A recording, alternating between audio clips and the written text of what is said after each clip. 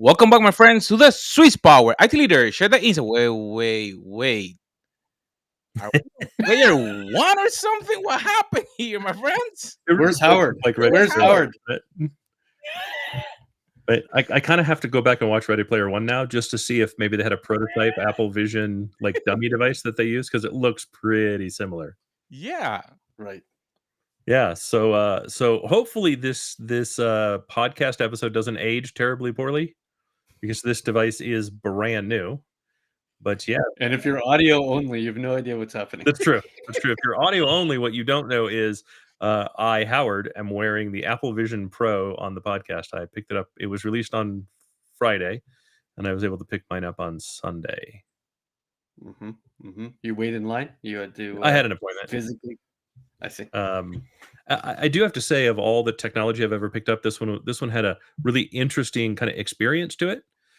You can register to do a demo. It's free. You don't have to buy anything. And they fit you for the Apple Vision Pro, and then you kind of put it on and they walk you through a demo. And what's cool is they do a screen share. So they have an iPad and they can see exactly what you can see to help you kind of walk through it. And it gives you a really nice little intro before you take the device, before you buy the device and take the device home, obviously. So you kind of leave understanding how to walk through everything, even to the point where you kind of by default expect more complexity from the device, right? And so part of it is, calm down. It's much more intuitive than you think. Just chill. I see. You know what I mean? It's regular Apple product. So it's a regular Apple product. It connects via Bluetooth? Wi-Fi. Interesting. So is it a full computer? Is like having an iPhone? So it's think about it like having an iPad, an M1 iPad on your face. Here's your description. I mean, but that's what it is, right? That's what the hardware is. But in fairness, it's an iPad mini. It's an iPad Micro. In fairness. Right. It's actually, I think it's really neat. Like it's got forward-facing cameras, right? So like I said, right now I'm not screen sharing inside the Apple Vision Pro. I'm just looking through it at my screen. Right. I'm wearing the headphones. Headphones are connected to my desktop computer, which is where I do all my streaming from. And then I have an overlay over that of the augmented reality that is the Apple Vision Pro. So you're in ski goggle mode. I'm in ski goggle mode. That's the official title. One of the better YouTube videos that I saw on it was actually from, I think, a Wall Street Journal reporter who took it skiing. Like she said, in order to do this justice, like I have to find the right environment, and so she went and stayed at a Airbnb for a ski in ski out Airbnb for a week. Right, which the very first thing I thought was, man, I need that budget. Sorry, for testing purposes only. But she actually gave like a pretty thorough review. She wore it for almost 24 hours straight, other than just sleeping. Right, so like 11 a.m. to 11 a.m. kind of thing, minus the time to sleeping. It was a really good review of like what it's like to use the device. And while skiing, was she have like picture in picture and a little Netflix on the top, a little I don't navigation on the bottom? I don't think so, but that would have been pretty awesome. Chatting with friends. That would have been pretty awesome. Whole immersive experience while you're skiing. So what's most interesting to me about this is I keep calling back to the Steve Jobs iPad keynote, right? Where he said the iPad is nothing by itself.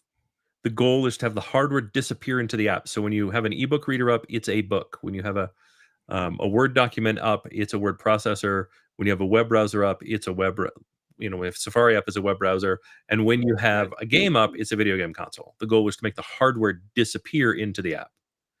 And I have to say, I think that carries true with this thing on my face, in that we're still in just like when the iPhone was released and there was no copy and paste. I don't know if you remember back in those days. It really, it was a beautiful piece of hardware. It was a wonderful device. It was the best kind of phone thing with a web browser on it at the time. Right? The best multifunction device. It wasn't the best phone by any means. It dropped calls like crazy, but it really took the ecosystem to build iPhone into the powerhouse that it is today. Right? It took the ecosystem to build the iPad into the useful thing that it is today. And I think the Apple Vision Pro is in the same place, but it's significantly worse because, well, It's starting at a worse place. Yeah, I was gonna say, because wait. it's not logical to think about how to build an app for something like this, Right. right? It's rather illogical to go. We're at this transformational tipping point of um, fundamentally altering the way I interface with technology, fundamentally altering the way I interface with my computer. How do I think about it differently, and yet in a way that allows me to transition what I did yesterday to what I need to do for tomorrow? Very similar to kind of the future of LLMs, right? As we look at the ability to communicate with a computer using English or whatever your language is, right? The language that you natively speak, how does that change how you interface with your computer? Are you going to continue, like, are we going to go back to the command line and everything gets launched from a launcher rather than have to like find the icon that's appropriate for the thing that you want to do, right? Um, Would you say this was just as significant, more significant, or less significant than, let's say, Apple Watch, where it also didn't have the ecosystem of apps? It also was a new way of thinking about the thing on your wrist. sure. I would say far Yeah. more significant. Far more significant. Because ultimately, the Apple Watch, if you did nothing, like I don't really run squat for apps on the Apple Watch. I'm a terrible Apple Watch user. And that's, You just use it for timekeeping. well, I use it as a watch, but I also use it for notifications are the most valuable thing because it keeps my phone out of my hands when I'm in the midst of something. And I'm so used to having an IT operations role, right? It was always okay, something down, okay, something down, okay, something down.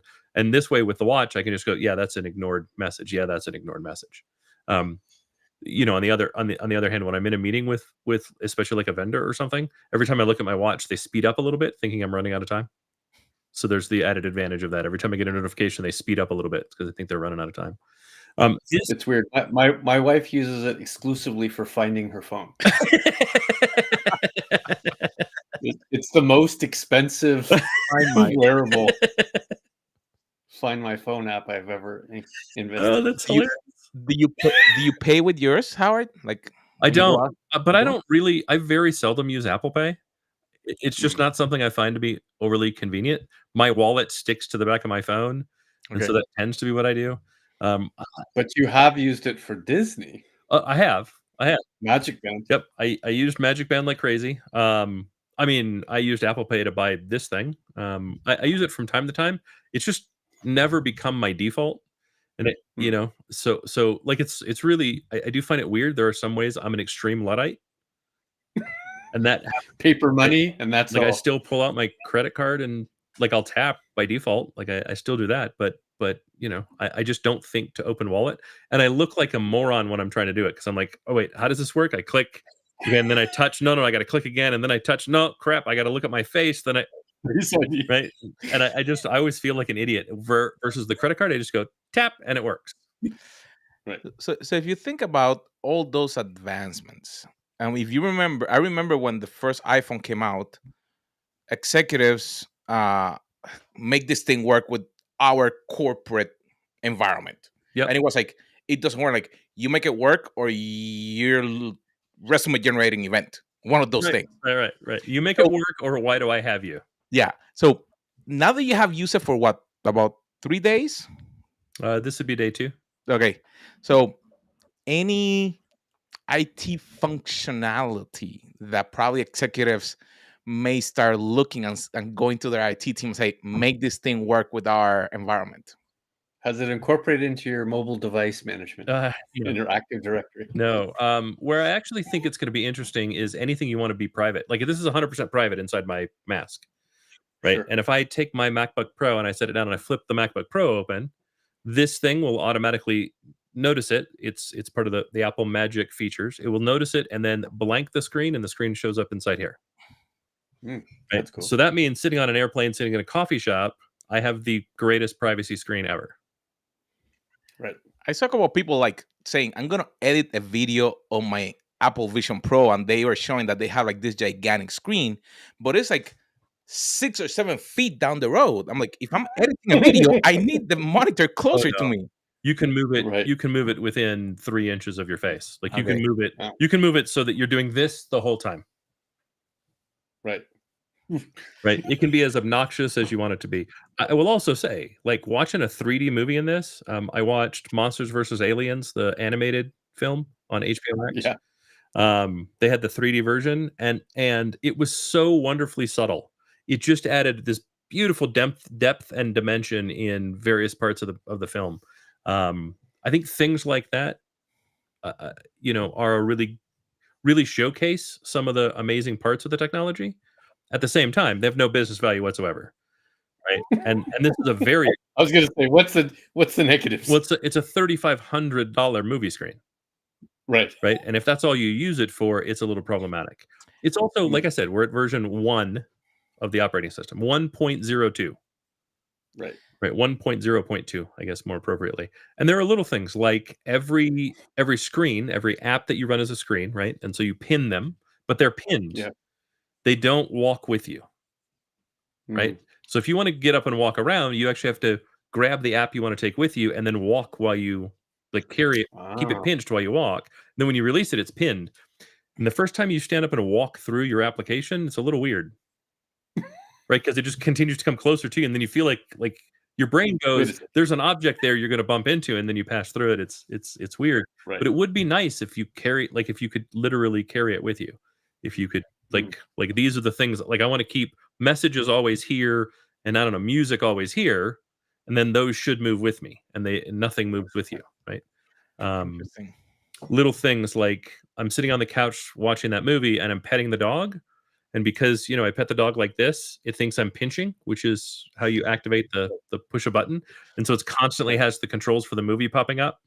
And at one point I skipped ahead 25 minutes and went, wait, what just happened? I don't know what was going on. Right. So there's little bugs that I still think, ultimately need to get worked out. There is a little bit of the screen door effect when you're looking at a screen and turn your head. Right. It's not bad by any means, but it's also not reality. Right. And how long can you reasonably keep it on your face? I did about 3.5 hours yesterday. I'm coming up on probably 2.5, 3 hours right now, and it feels fine. I know there's a lot of complaints about the weight. Yeah. I don't understand it. I'm not experiencing any issues from the weight. I don't find it to be uncomfortable. Batteries in my pocket. I gotta think after a while, sweat and dirt mixing, and then you gotta clean it because it feels gross in your face, greasy on your face. I would imagine, right? Yeah. The light seal is fitted to the individual, right? So it does mean that it's not going to be great to hand it to someone else and tell them to put it on. Right. Apple only supports a guest mode, so someone else can try it, but it doesn't support multiple users, which I think is a real shame. Interesting. Because it is $3,500, and does that mean everyone in your house needs to spend $3,500? I don't know if I think that's a little bit ridiculous an ask. So that was similar to when the Oculus and the Oculus 2, that you could only have one profile and was connected to your Facebook profile. Correct. And one of the problems that I had with mine was that because I use glasses, I needed to order a specific lens to put inside. Right. Can you use your glasses with those? Or? You cannot. They have Zeiss lenses that go inside, or you wear contacts, right? And so here, this is going to look almost as strange.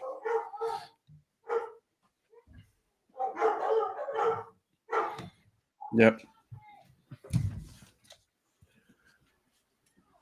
Because I'm also not wearing glasses, right? And you can see that, you can obviously see the indentation on my skin here, right? Yeah.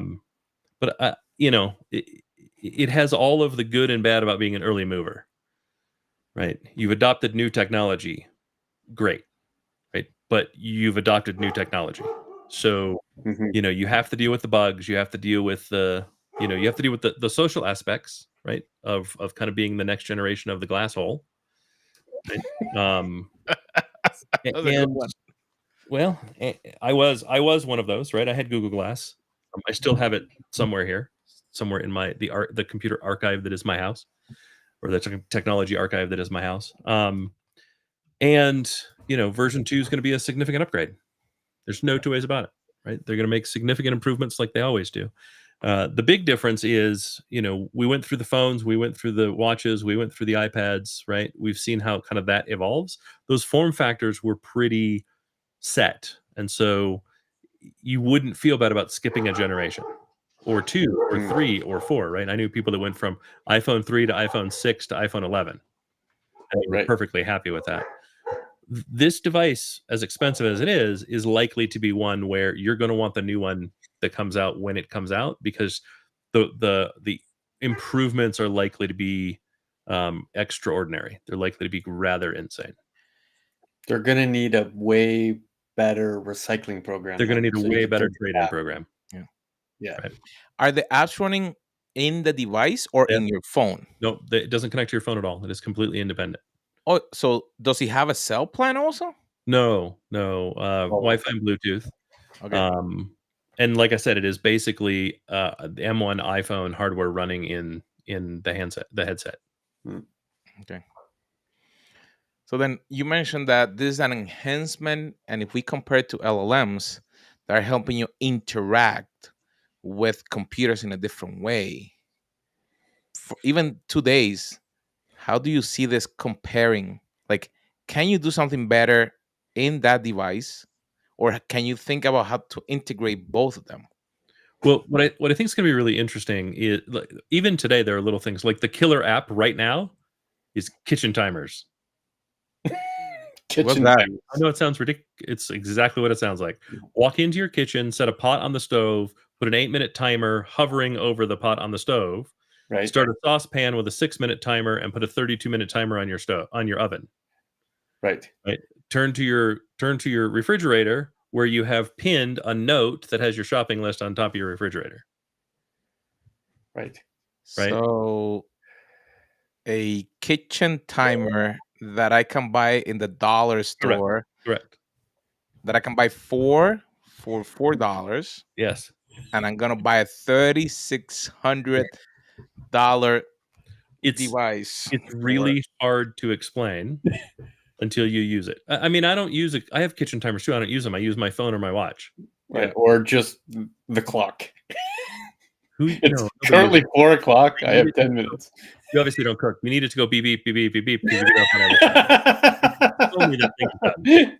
I'm not going to stare at the clock going 11 minutes. No, but you look at it so often.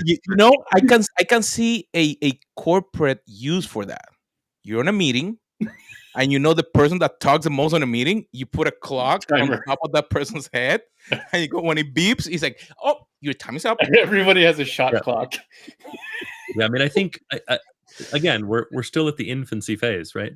When the iPhone came out, you had the apps on the phone and really nothing else, right? And I remember going from that to the 3GS or the 3G, I mean, and I stood in line for both of them, right? And the first line was kind of goofy, right? None of us really knew what was happening. We were all had this excitement, but we hadn't touched a device.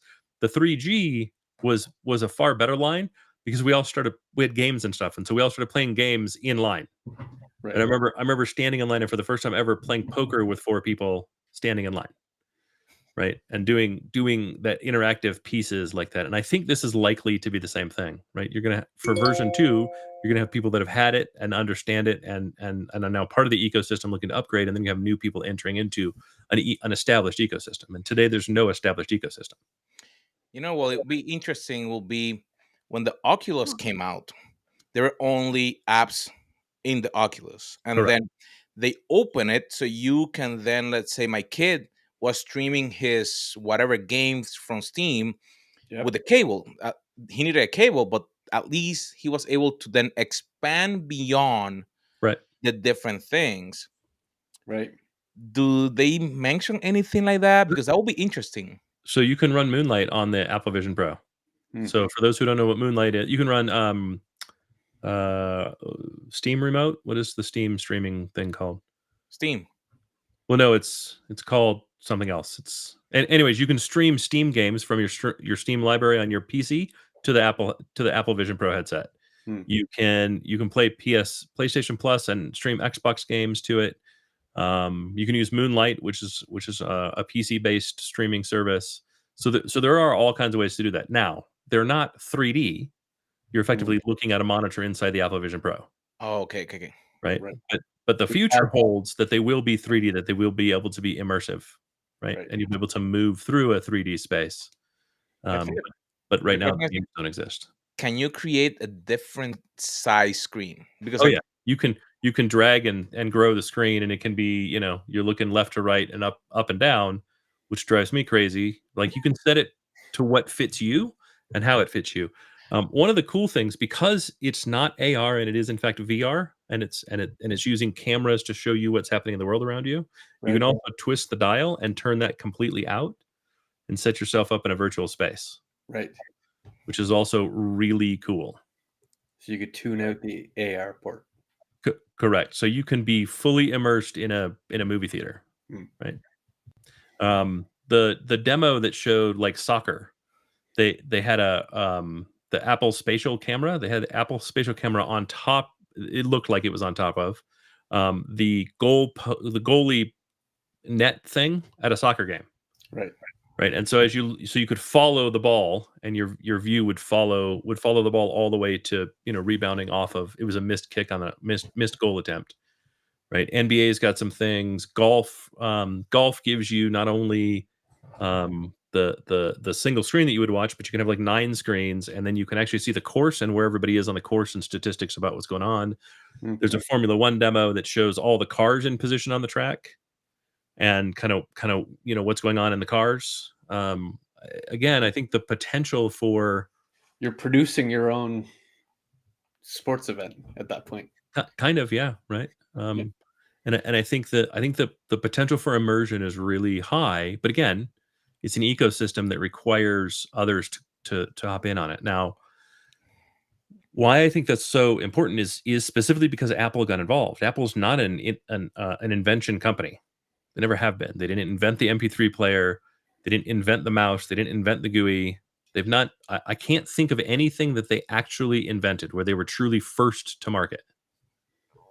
Possibly the Newton. Newton might have been the wow. very first PDA. Yeah. It was an abject failure.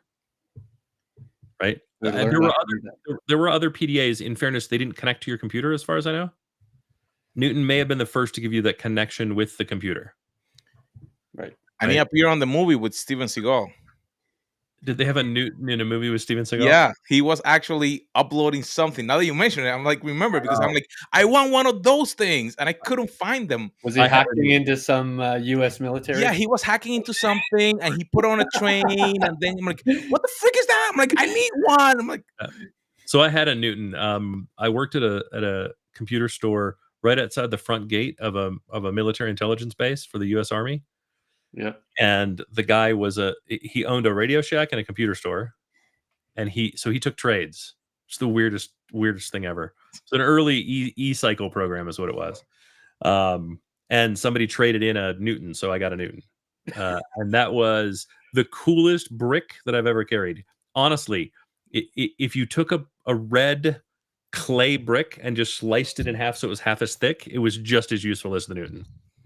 Did you immediately use it to hack into the military installation beside you? I would never consider anything like that.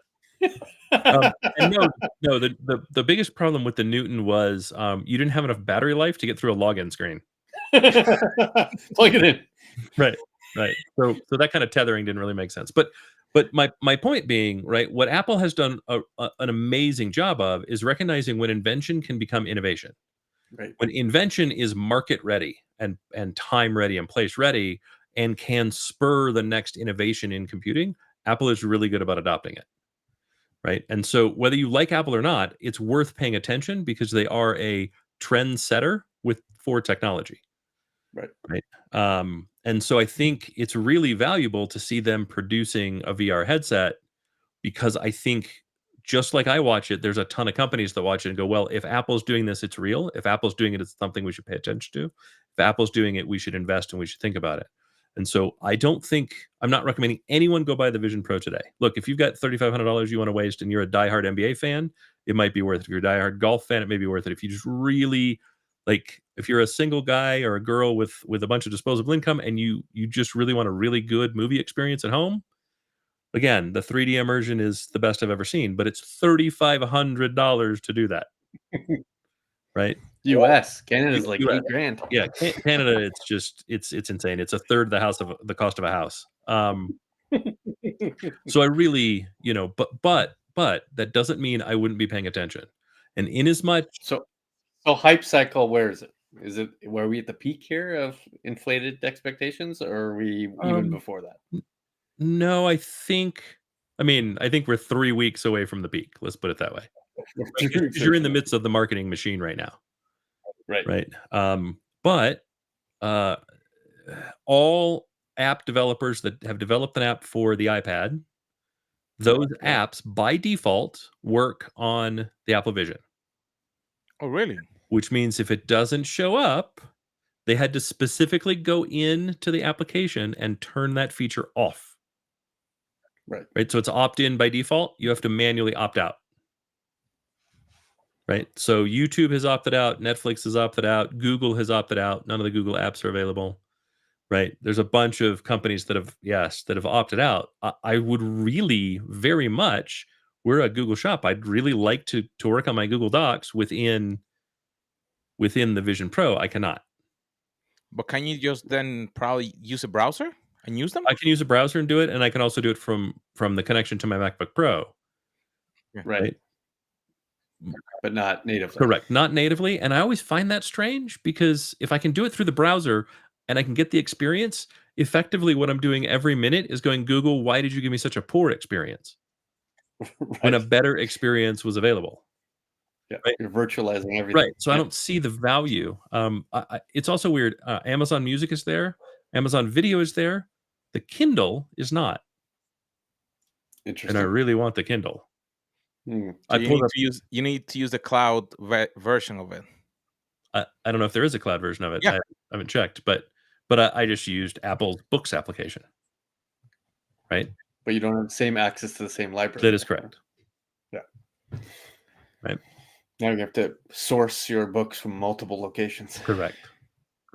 So which I don't like. Let's look at the consumer to enterprise spectrum. So you mentioned both LLMs and AR VR. It feels like LLMs are broader spectrum as compared to AR VR. Would that be true in your eyes or no? In other words, there's more applicability across that spectrum for LLMs than there is for AR. So if you are a business, LLMs apply to you almost regardless. Like let's say 90% of businesses LLMs apply to.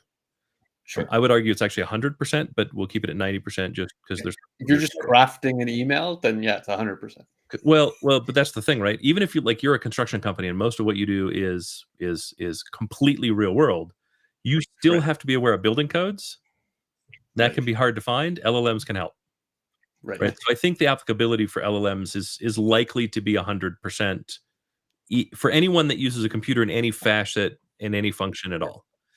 Very wide. Correct. I agree. VR/AR, right? Star R, right? I think has applicability to 70%. Right.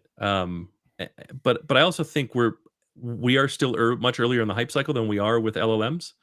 And so we really haven't pursued what does this look like? Like if you were a business and somebody went and plopped one down on the desk and said, we're building for this tomorrow. All I know is I have the device. You tell me what we should do with it. I think the applicability could be wider, but I just can't see it quite yet. Right. I look forward to the day when I can tour a house on Zillow in full immersion through my Apple VR.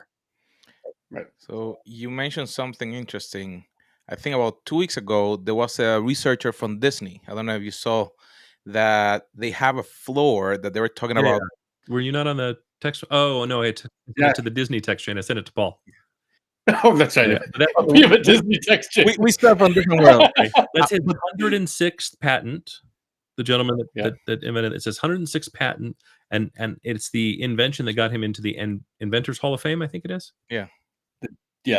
The Disney Inventions Hall of Fame. Yeah. No, it's the. Oh, you're right. It's just regular. He's only the second Disney person to be invited to the Inventors Hall of Fame. Right. Walt's being the first. That's right. Yes. Yeah, Yeah, that I was wouldn't really remember it except for Walt being the only other one. Yeah. You know, that looked like the Real Player One thing that you walk. I mean, So if you give me that and AR, I've got the holodeck, sir. Pretty much. Right? And I want the holodeck very, very much. I want the holodeck. You're missing the interaction with another physical entity, though. Sure, LLMs. Holodeck. See, there we go. well, we Right? need the suit now. Sure. that Well, you Yeah. well, If you're fighting the Borg, you need somebody to fight back, right? sure.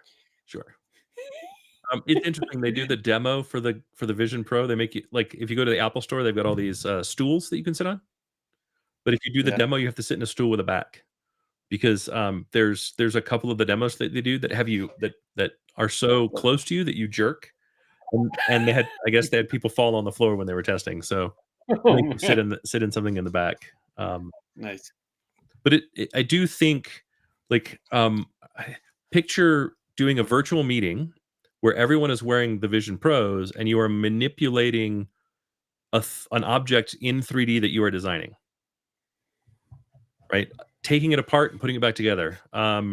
There's another tech demo that is anatomy that allows medical students to go all the way through the body and back and practice various medical procedures. Hmm.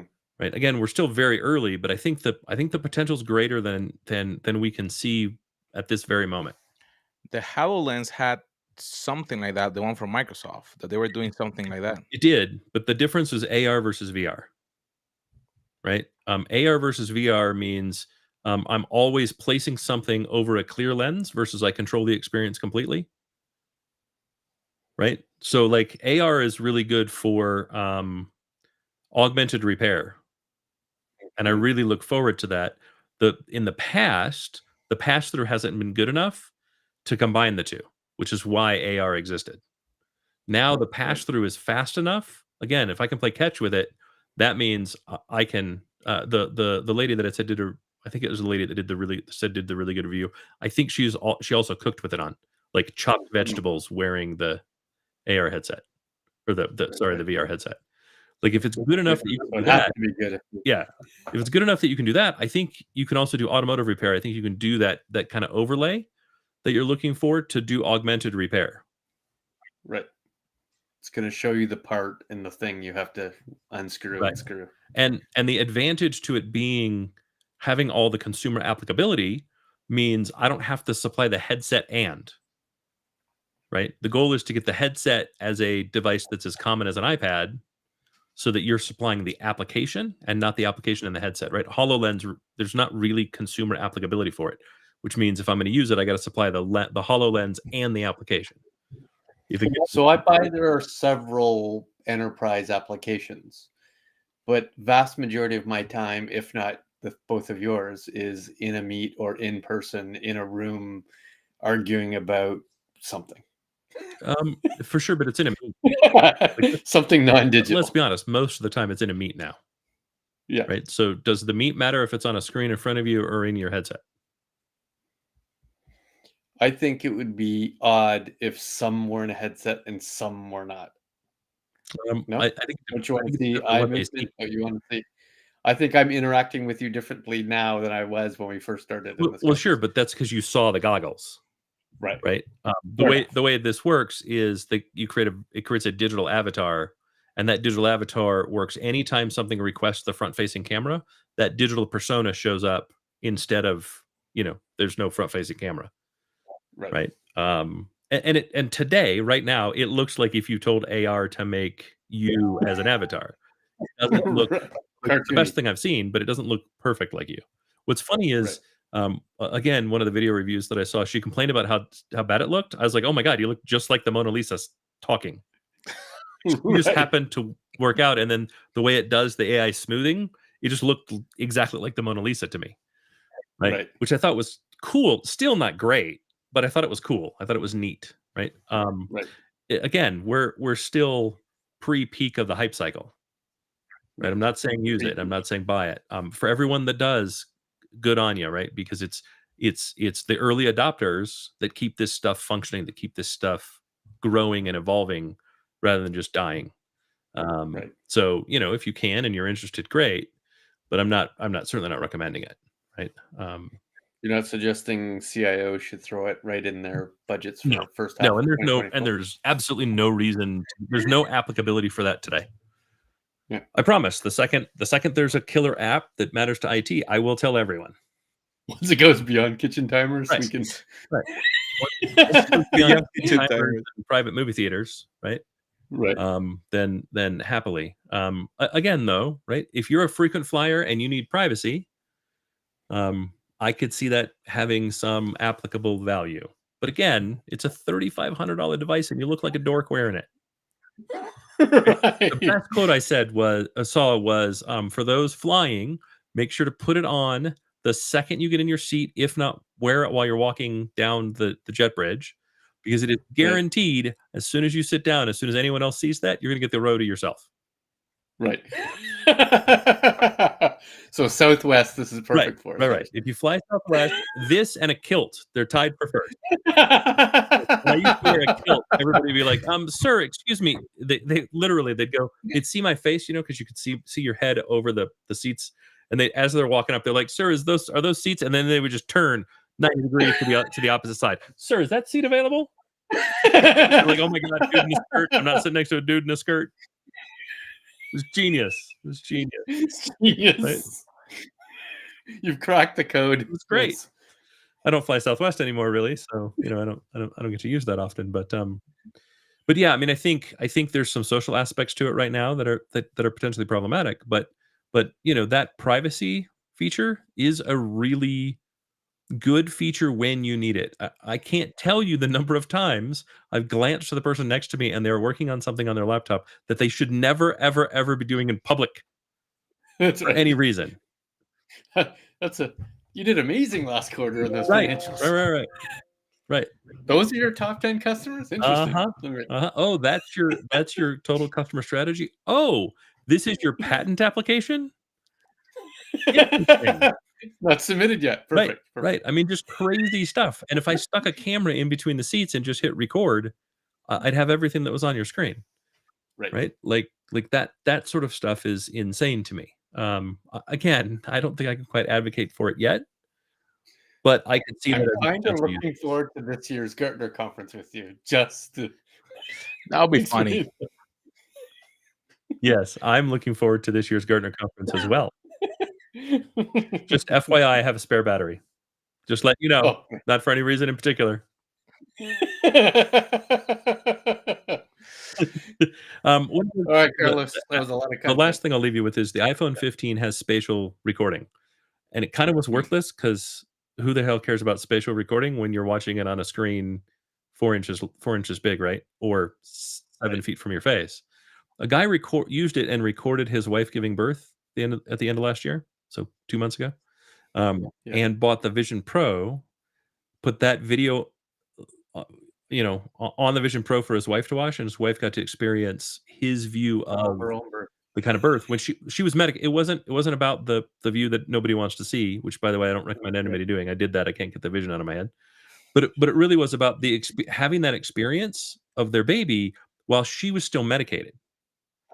Right. She's still partially anesthetized, so she doesn't have clear, crisp memories of the birth and the birthing room outside of kind of the pain and the anesthesia. Now she gets to experience that in a way that she never did before. Right. Think about that from the perspective of someone deployed in the military, missing their children's birthday parties and being able to have a 3D experience for that. Is it perfect? No. Right. I've got friends in Iceland right now that I have taking panoramic pictures as much as they can because it gets me closer to that experience that I can't have.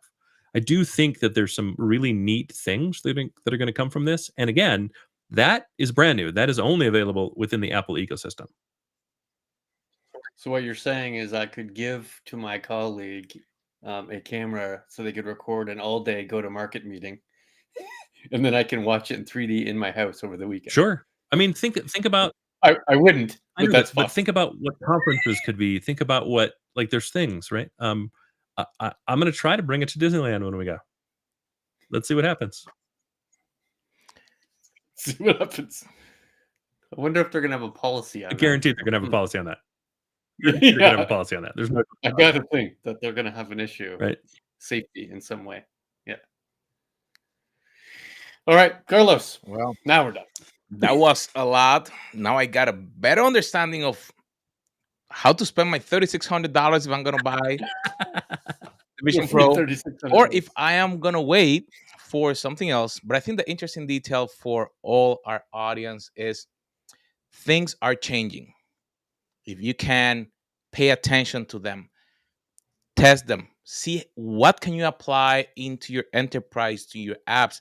Like Howard mentioned, now they need apps. That's the same thing that happened with the iPhone. That's why when the original came out, there was barely anything, and then apps start coming out. It became a great ecosystem. So make sure that you pay attention to all that, because then you can be the innovator for your company. My friends, we'll see you on our next episode.